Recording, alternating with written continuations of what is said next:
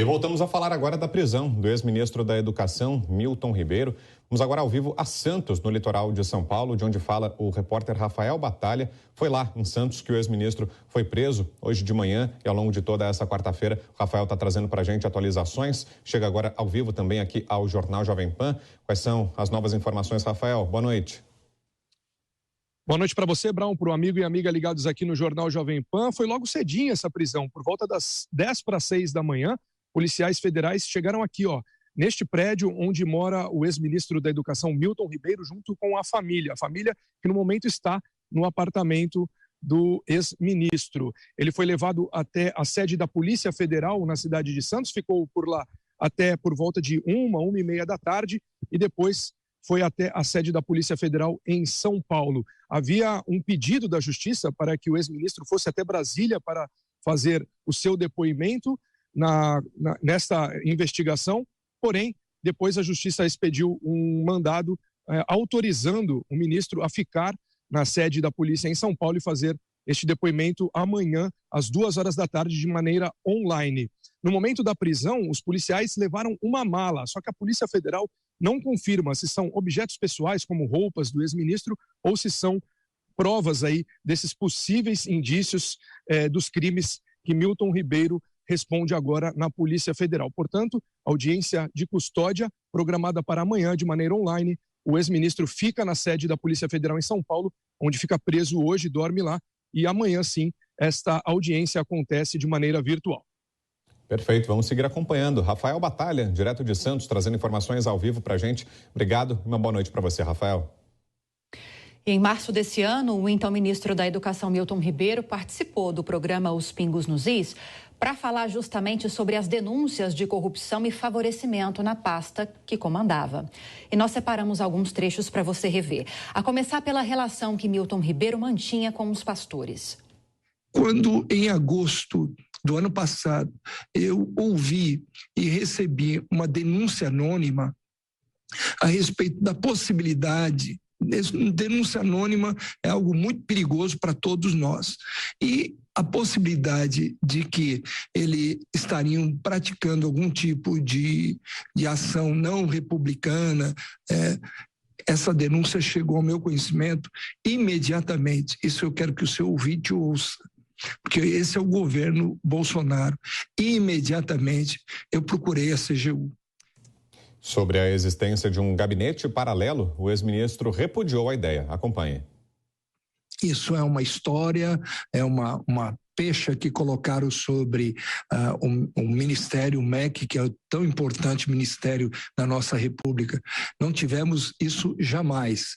Basta ver o número de encontros que eu realizei com a participação desses que eles dizem ser o gabinete paralelo, de 48 visitas que fiz por todo o Brasil, eles participaram de 9.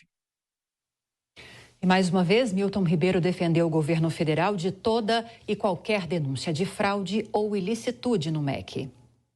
O governo Bolsonaro é sim um governo sério que está buscando sanear todo o que essa quadrilha fez aqui em nosso governo, no governo do Brasil, e nós estamos saneando. Tanto é que eu desafio qualquer prefeito, qualquer pessoa a vir a público para dizer que o ministro tenha buscado algum tipo de vantagem ou pedido algum tipo de dinheiro para facilitar alguma coisa, o que era comum, infelizmente, até mesmo no MEC. Vamos então girar esses trechos da entrevista que o ex-ministro concedeu aos Pingos nos Is com os nossos comentaristas. Começo com você, Rodrigo Constantino. O primeiro trecho que a gente separou mostra justamente quando o Milton Ribeiro disse que assim que ele se deu conta da possibilidade de estar havendo essa distribuição irregular de verbas, essa suspeita de favorecimento dos pastores na distribuição desses recursos, ele mesmo alertou a CGU, a Controladoria Geral da União, para que fossem abertas investigações sobre o caso. Investigações, inclusive, que dão base ao inquérito da Polícia Federal.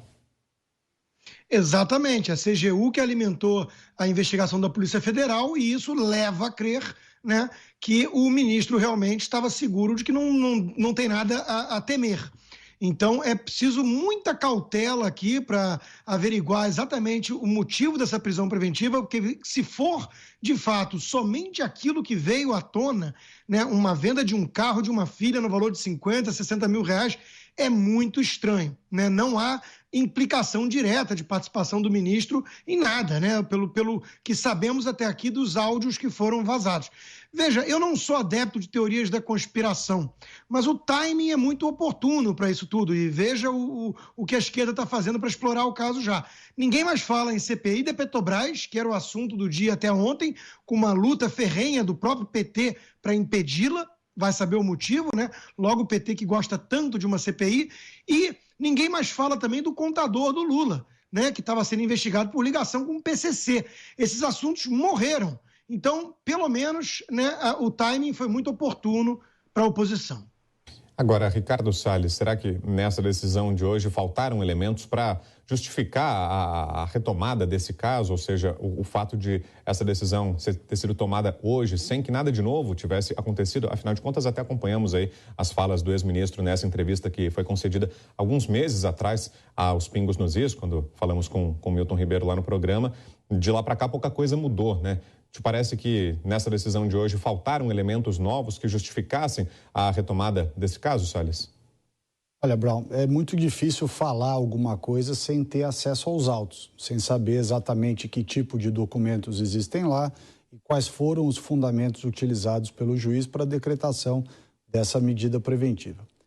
Entretanto, não havendo nenhum fato novo, a medida preventiva só se justifica se o investigado, etc., tiver tomando medidas que atrapalhem a investigação, seja combinando depoimentos, seja pressionando pessoas, enfim, ações que possam colocar em risco o andamento das investigações, a integridade das testemunhas, etc.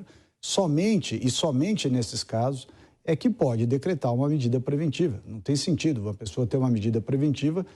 Não quero crer que o juiz tenha feito isso, porque seria um verdadeiro absurdo você decretar uma medida preventiva em cima de uma venda de um automóvel de 60 mil reais, um automóvel de 2016, como disse a Cristina.